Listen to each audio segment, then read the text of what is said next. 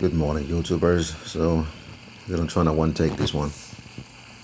So, this is just another follow-up video on the Honda Civic, the no crank. I mean, no start. So, um, I made a follow-up video, very short one, to just show that we actually got it to kind of start. So, which we couldn't do before. So, in our minds, definitely it is either diesel fuel was inside the car or at the very least bad fuel. That's what we surmised in the when we got it to start, because we unhooked the fuel lines. We cranked it long enough to empty whatever was remaining of fuel inside of the lines or in the injectors. So we did that. We opted to clean the carb clean all of the spark plugs. We oiled the cylinders just because maybe it would have been washed down by fuel. So we did all of that, put it back together, and we siphoned all of the fuel that was remaining in the tank, and we put some new fuel in it.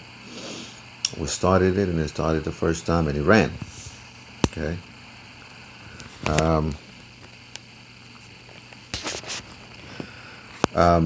So anyway, I ran for a minute, smoked a lot, of course, because of the oil that we squirted inside the cylinder. So, long story short, decided to turn it off, trying to crank it back. It would not start again. Okay, so went back to the same thing again, took out the spark plugs again, and put some more oil inside the cylinders, and cranked it a few times, let the oil run around the cylinders a little bit, do it again. So we're like, okay, well, something's going wrong here. And when I took out the spark plugs, they were kind of wet, smelling like fuel. So I went back in the car, did the same thing again, and it started. This time I kept it on, and I checked the live data. And when I was checking the live data, I've seen something I've not seen before. I was looking at the injector pulse width, and it was around 10 millisecond, minimum of around 6 to 7 millisecond, and I'm not, maybe about 2,000 RPMs or less than that, and it was that high. All right. The codes that I have for the car is for the air-fuel ratio sensor, so automatically, of course, it's a red flag for me. I'm not sure how much of it is used by the computer in the overall strategy on controlling the injector pulse width, but that's the only code that I have to go with. So I wanted to do some research on it. I haven't found anything else. I get the wiring diagram and see what's going on. What I plan to do is to go ahead and at least check for powers and grounds at the air fuel ratio sensor, see that everything is working fine before I condemn it. It definitely has a code for it. I'm not sure if it is, the circuit that's bad, or the sensor itself. So today that's what I'm about to go do. But I'm pretty sure what's happening, the reason why now it's not cranking, is because the car is being flooded. That is way too much fuel being pumped into the cylinders for the spark to even keep up. And I think because I have the code for the air fuel sensor, I'm definitely leaning towards that. So far, we haven't really, shot any parts at it. I mean, they wanted to. I mean, they insisted on buying the crank and cam sensor, and I told them no, I don't think it was a problem, but they were sure probably could have fixed it. But we ended up not installing those when when we started the car. They realized, okay, well, I guess it wasn't a problem.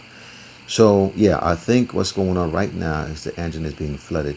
I'm just wondering how that could have happened when driving. I mean, it's just weird. So I'm still sticking with my original theory of either diesel fuel was in it to begin with. Could have that destroyed the air fuel sensor? I am not sure at this point. What I want to do is definitely, like I said, I got the wiring diagram right there. So what I want to do is go back there and check that fuse number 2 and the fuse number 4 right there under the dash. Okay, and also go check on if this is good, those two. And I gotta go right here and check on this air fuel sensor relay, make sure it's working properly. If that's working properly, then I'll go to the connector and check on I guess what would it be here? I guess pin 1 and 2, I guess. Well, I'll test, or I'll even test the heater circuit, just to make sure the wiring all up to the sensor itself is working properly. And if that checks out, we're going to definitely try to put a new air fuel sensor in it, and then we're going to retry this whole situation, because right now I guess they're kind of sick of it. They're just trying to get rid of the car because I'm like, well, don't rush into this thing. Diagnostic sometimes can take time. And so far I haven't even had the car to myself. I'm just going there sporadically whenever I can. Spend an hour here, an hour there, and that's not going to do it. It's been very cold, and I work outside, and I'll try not to stay too long in the cold. So yeah, that's what I want to go do. Only thing I didn't understand about this particular diagram was, let me see if I can find it.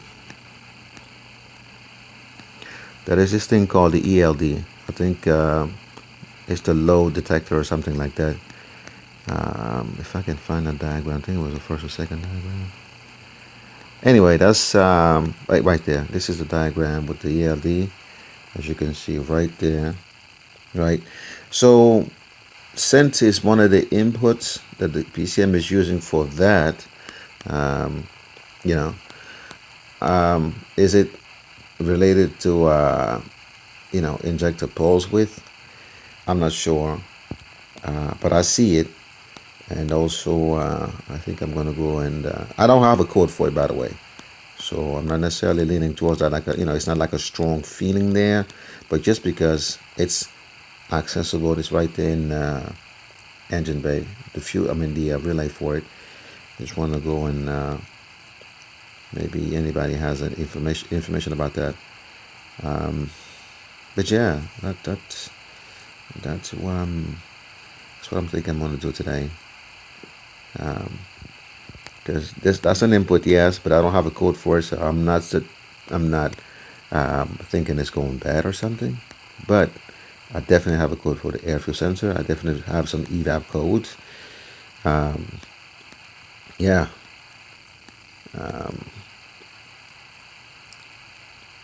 I got but the evap code, I'm not sure if it the evap system has anything to do with injector pulse. That I'm not sure.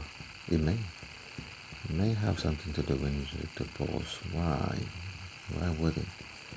I mean, if something is stuck open when the vapors from the canisters are entering the engine at all times, but it'll be through the fuel rail, it's still not explaining why the computer would prolong the pulse width. That I still okay. Well, anyway, you get where I'm at right now. So I don't know. I'm gonna go and try these different tests and make sure the fuses and the powers and grounds on that side, everything is checking out. And if that's the case, we're gonna try to replace this air fuel sensor if it wants to go that route. And we'll see how it goes, and I'll update you guys. Very interesting case so far. I'm liking it.